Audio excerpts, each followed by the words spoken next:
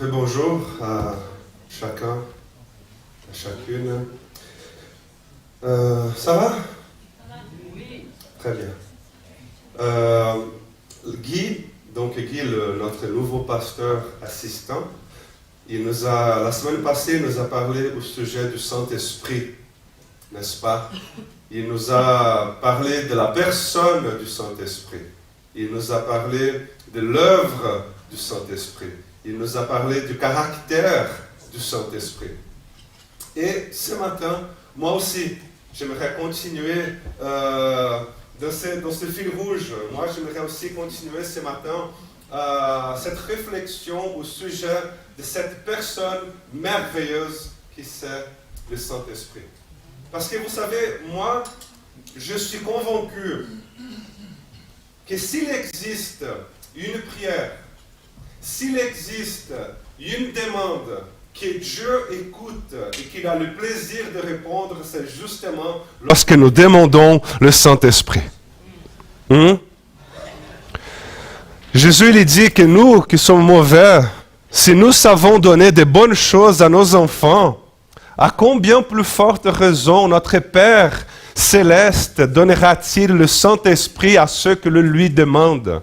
Donc, encore une fois, la demande pour le Saint-Esprit est une prière que Dieu il a le plaisir de répondre. Que nous prions, donne-moi la personne du Saint-Esprit. Seigneur, donne-moi le ministère du Saint-Esprit. Seigneur, que l'œuvre de ton Saint-Esprit s'accomplisse dans ma vie. Que l'œuvre de ton Saint-Esprit s'accomplisse en moi.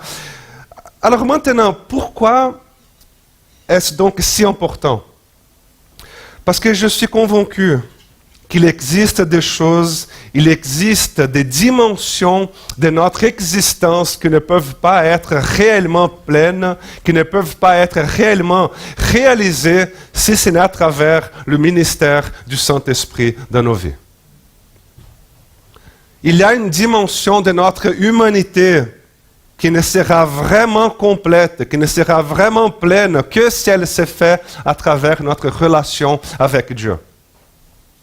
C'est pourquoi ce matin, j'aimerais affirmer qu'il existe des choses, en tout cas ce matin 5 choses, que seulement le Saint-Esprit peut faire pour toi.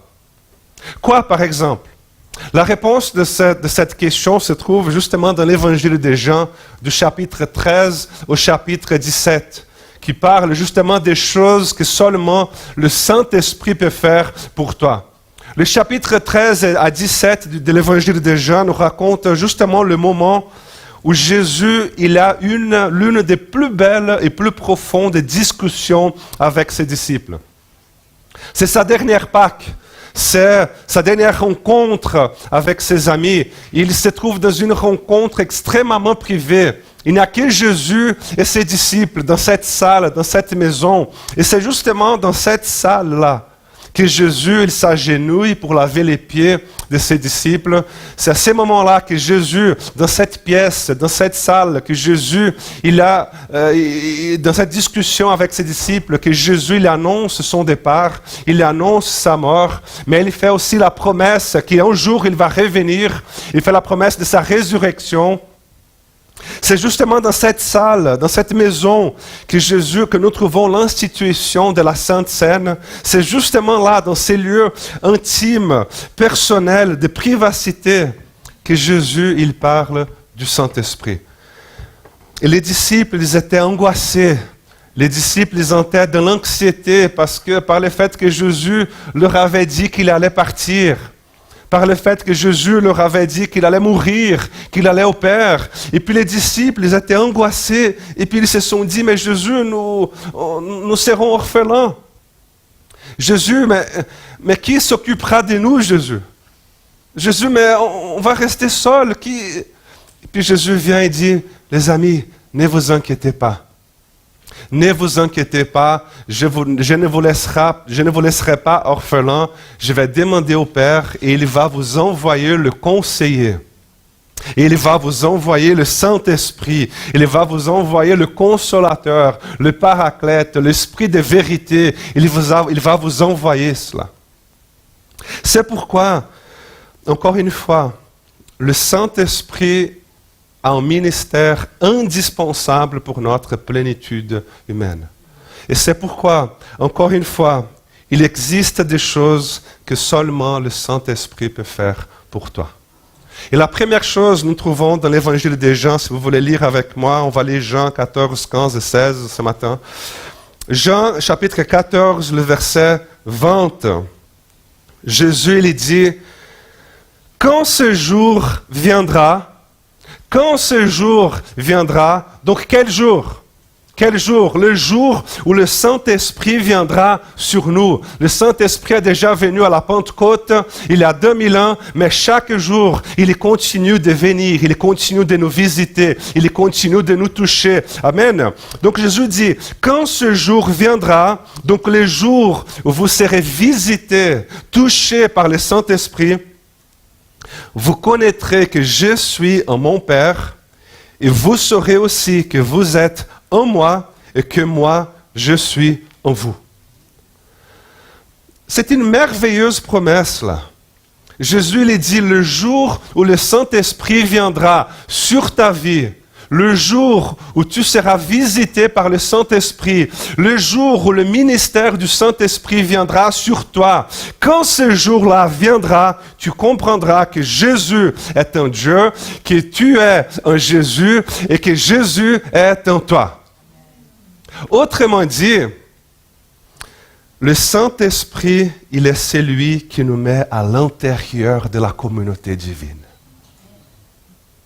Le Saint-Esprit, il est celui qui nous met en compagnie, il est celui qui nous met dans la présence, il est celui qui nous met dans ce cercle d'intimité, dans cette danse, dans cette communion éternelle des Dieu Père, Fils et Saint-Esprit. Et vous savez, lorsque je lis ce texte, je suis profondément touché par le fait que le Saint-Esprit, il nous environne. Je suis profondément touché par le fait que le Saint-Esprit, il nous environne. Et lorsqu'il nous environne, nous nous sentons embrassés par Dieu. Lorsqu'il nous environne, nous nous sentons accueillis par Dieu. Nous nous sentons aimés par Dieu. Nous nous sentons... et puis l'obscurité s'en va.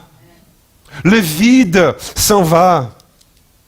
Par exemple, lorsque nous lisons le récit de la création en Genèse, le chapitre 1, la Bible nous dit qu'au commencement, donc au commencement de tout ce que nous appelons aujourd'hui l'univers, la terre et tout, la Bible dit qu'au commencement, tout était chaotique, tout était vide, il n'y avait pas de forme, tout était ténébreux, sans aucune harmonie, sans aucune beauté, sans sens. Et vous savez, il y a encore des gens, beaucoup de gens qui vivent ainsi aujourd'hui, comme si le monde était encore obscur, effrayant, comme si le monde était encore vide. Mais lorsque le Saint-Esprit vient sur eux, ils découvrent et ils expérimentent les bras de Dieu qui les entourent. Ils découvrent et ils expérimentent que le monde n'est pas vidé de sens, que le monde n'est pas effrayant.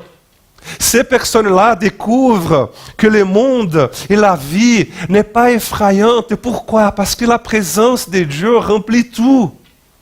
Et lorsque le Saint-Esprit vient sur toi, lorsque le Saint-Esprit vient sur ta vie, tu te vois dans les bras de Dieu.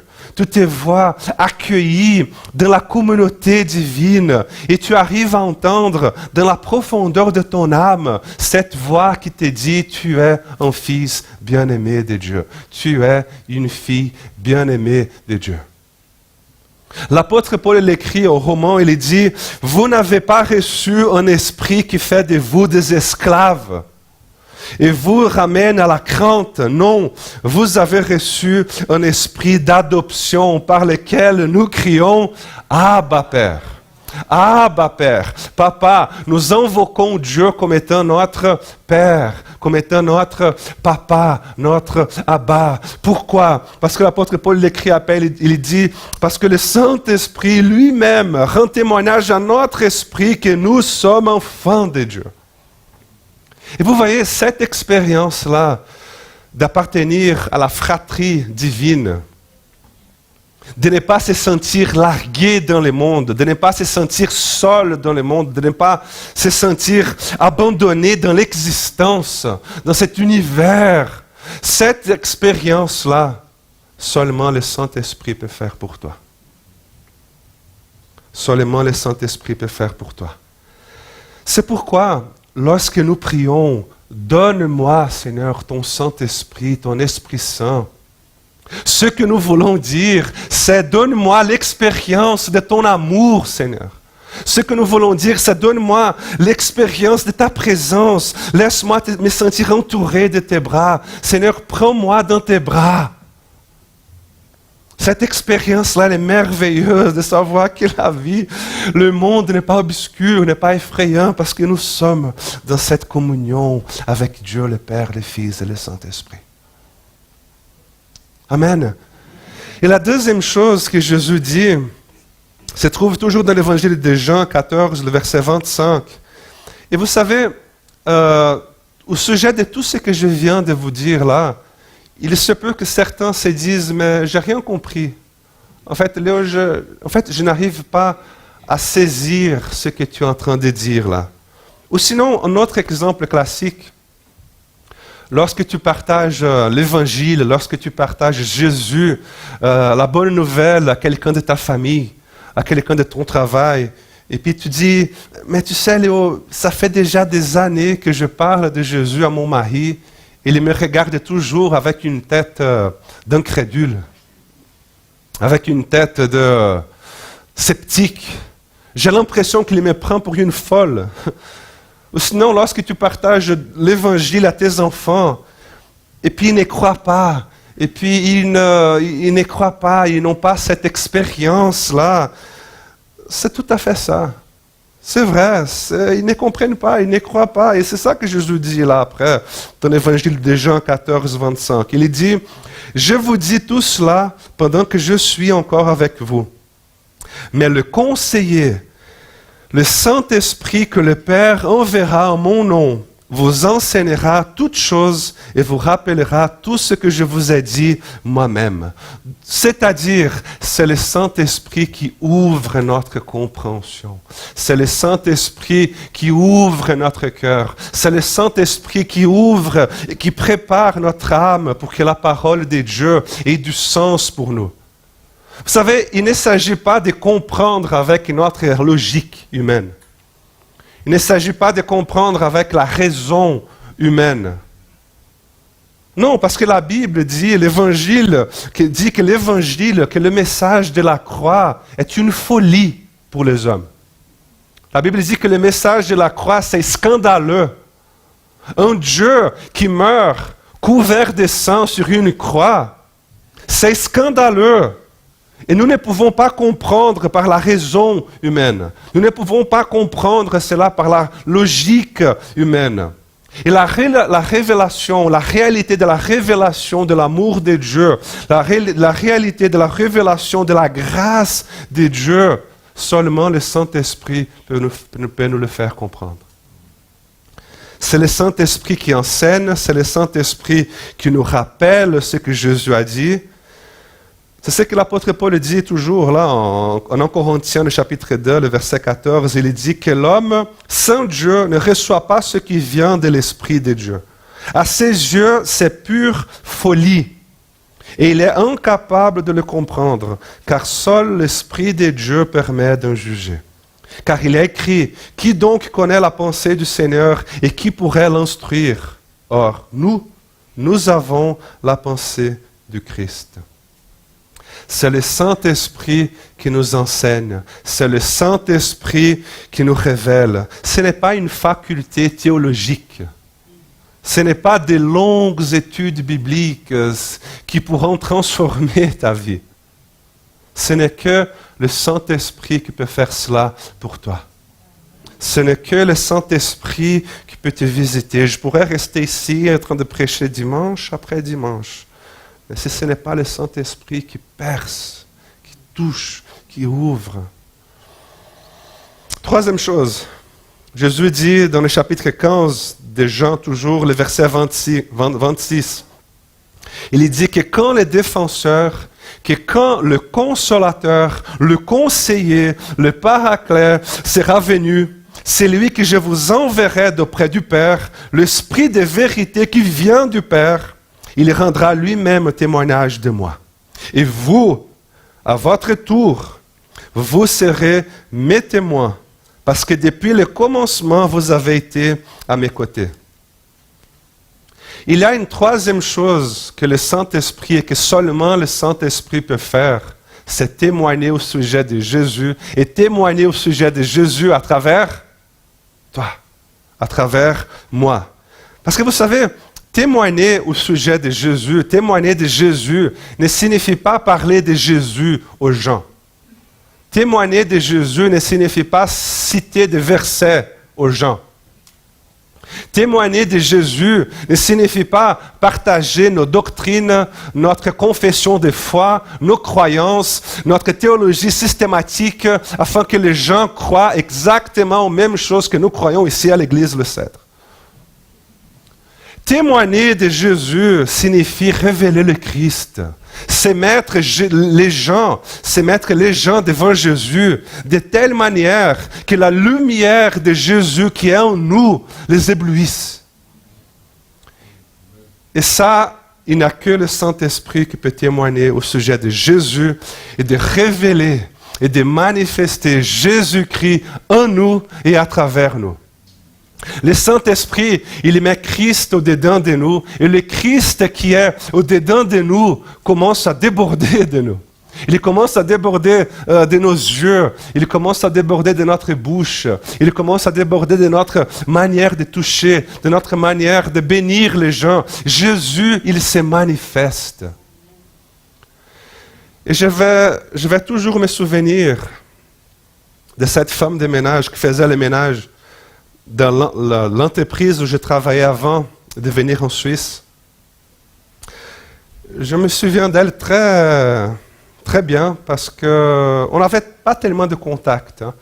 Notre contact était plutôt du type bonjour, on dirait qu'il va pleuvoir aujourd'hui, n'est-ce pas?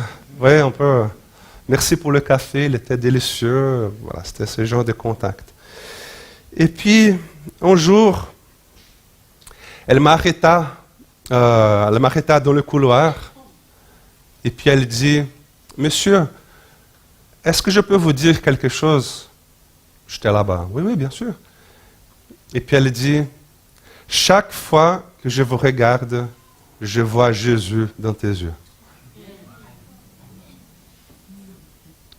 Chaque fois que je vous regarde, je vois Jésus dans vos yeux.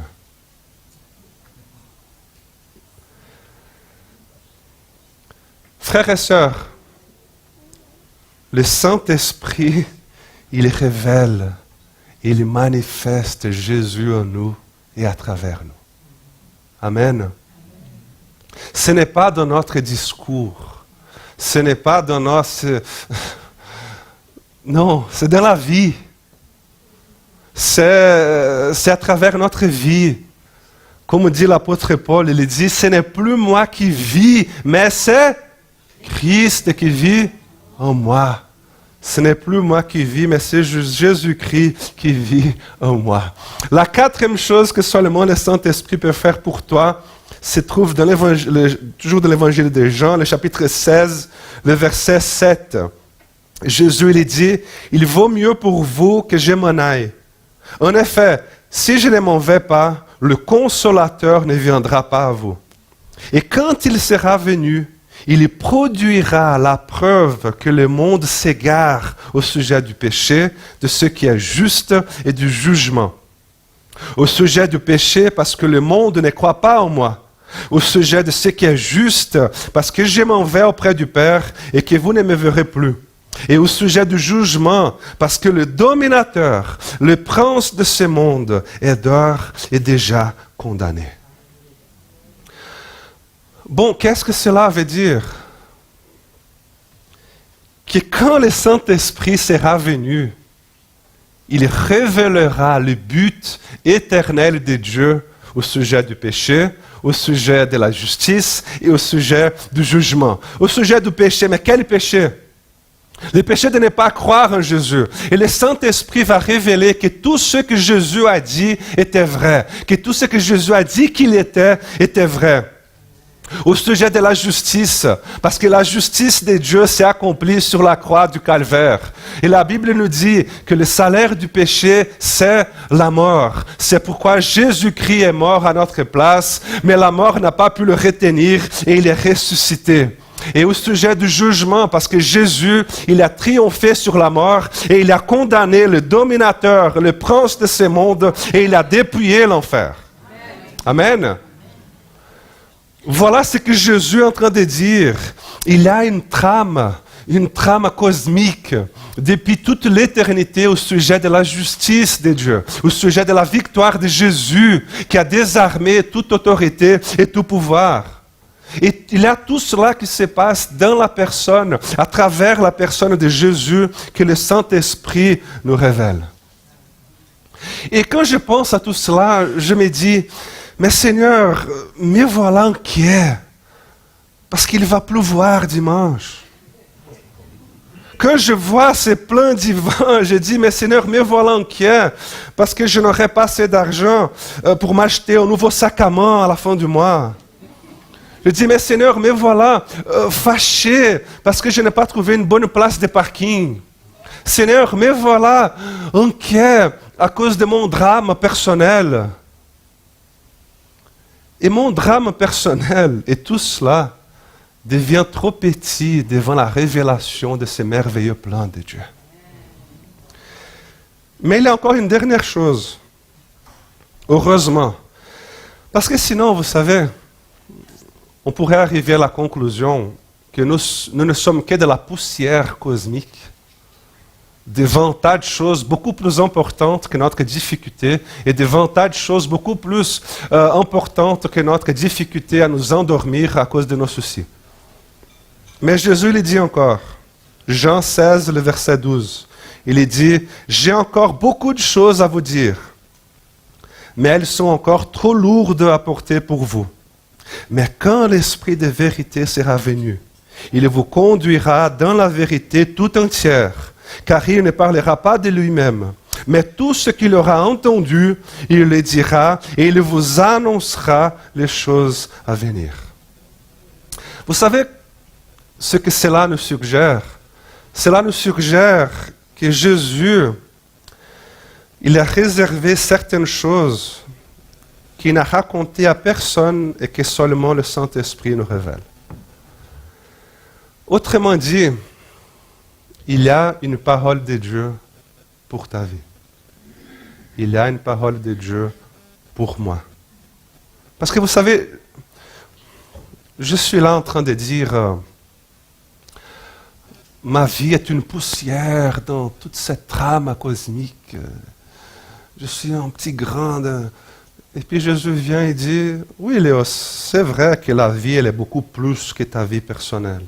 Mais, n'oublie pas que pendant que tu vis ta vie dans cet univers qui pour beaucoup est vide, effrayant, obscur, n'oublie pas que le Saint-Esprit, il va te parler au sujet des choses qui t'appartiennent et qui te concernent, toi seul, petite poussière. Mais tu es important, tu es mon fils bien-aimé, le Saint-Esprit a une parole pour toi. Il y a des choses que seulement le Saint-Esprit nous révèle et nous partage. C'est pourquoi, quand Jésus dit « Demande le Père, le Saint-Esprit », il est en train de dire qu'il y a des choses que seulement le Saint-Esprit peut faire pour toi. Seul le Saint-Esprit t'inclut dans la communion, dans la communauté divine. Seul le Saint-Esprit te révèle les mystères de Dieu. Seul le Saint-Esprit façonne l'image de Jésus en toi et manifeste Jésus à travers toi. Seul le Saint-Esprit te donne la notion du but éternel, de la place, du but éternel de Dieu et la place que tu occupes dans toute cette histoire. Pourquoi? Parce que seul le Saint-Esprit a une parole intime et personnelle pour toi. Amen. Ainsi, frères et sœurs,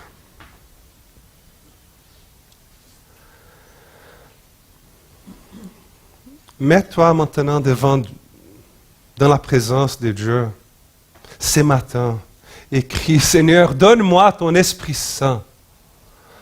Seigneur, que la puissance de ton Saint-Esprit vienne sur ma vie. Est-ce qu'on peut prier tout cela ensemble? Hein?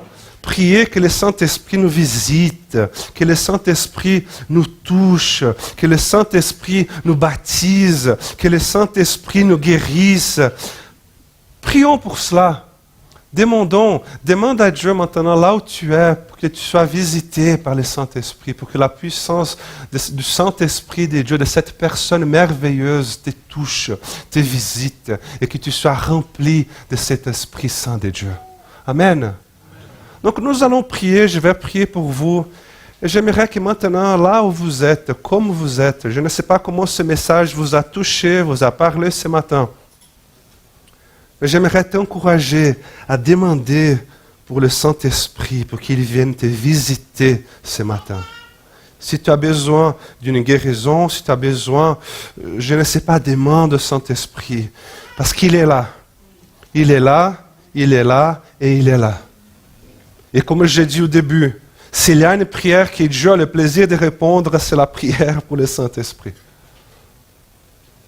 Amen.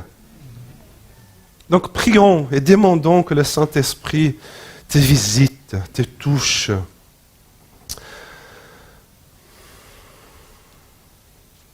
Saint-Esprit, sois le bienvenu. Tu es déjà le bienvenu. Donc nous prions, Papa, que ta présence puisse se matérialiser ce matin dans la vie de chaque personne ici. Au nom de Jésus. Nous prions, Seigneur, que nous soyons visités par toi, que nous soyons touchés par ton Saint-Esprit dans nos cœurs, dans nos pensées, dans nos difficultés. Viens, Seigneur, Saint-Esprit, souffle là où tu veux, comme tu veux. Visite ces lieux d'une manière puissante et surnaturelle, Seigneur. Viens et visite nos vies, touche nos vies. Ceux qui nous regardent aussi sur YouTube, Seigneur, que tu viennes les visiter là où ils sont, qu'ils puissent aussi sentir ta présence et sentir la visitation de ton Saint-Esprit, Seigneur.